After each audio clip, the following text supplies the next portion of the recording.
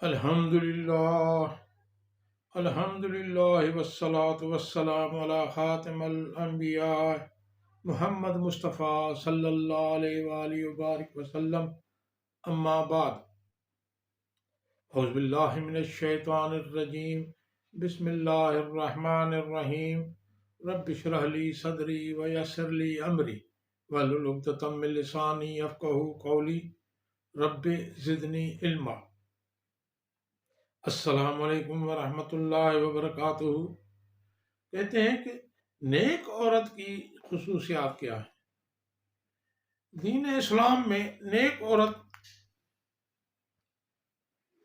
کے متعلق بتایا گیا ہے کہ جو نیک عورت اپنے خاوند کو اللہ کے راستے میں بھیجے، یعنی اپنے شوہر کو اللہ کے راستے میں بھیجے اور دین کی پابندی کرے، گھر میں اپنے آپ کو مقید رکھے، تو وہ اپنے شوہر سے 500 سال پہلے جنت میں جائے گی۔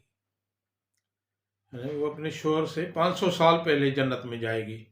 وہ 70,000 فرشتوں اور حوروں کی سردار ہوگی اور یاقوت کے گھوڑے پر بیٹھ کر اپنے خاوند کا جنت کے دروازے پر انتظار کرے گی اور استقبال کرے گی۔ یہ جنت کی عورت کی ایک خصوصیت ہے۔ دوسری خصوصیت یہ ہے کہ جنت میں آدمی اللہ کے دیدار کے لیے جائیں گے اور نیک پاک دامن عورت کو اللہ پاک خود آ کر اپنا دیدار کرائیں گے، بشرطے کہ یہ عورت پردے کے ساتھ اور تقوی والی زندگی گزارنے والی ہو۔ اور اسی طرح تیسری بات جو بتاتے ہیں وہ یہ ہے کہ ایک پاک دامن عورت 70 ولیوں سے افضل ہے۔ پاک دامن جو عورت ہے وہ 70 ولیوں سے بھی افضل ہے۔ چوتھی یہ ہے کہ جو عورت نماز روزے کی پابند ہو اور اپنی شرمگاہ کی حفاظت کرتی ہو اور اپنے خاوند کی اطاعت گزار ہو، یعنی اپنے شوہر کی اطاعت گزار ہو، تو اس کو اختیار ہوگا کہ جنت کے جس دروازے سے چاہے داخل ہو جائے۔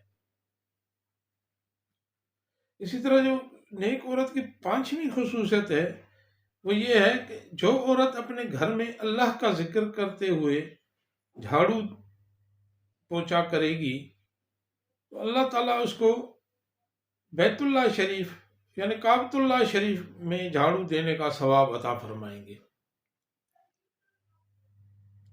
اسی طرح نیک عورت کی 6ٹھی جو خصوصیت ہے، جب شوہر گھر واپس آئے اور عورت اس کو خوش آمدید کہے اور اس نے اپنے خاوند کی غیر موجودگی میں کوئی خیانت نہ کی ہو تو اس کو 12 سال نفلی نماز کا ثواب ملتا ہے۔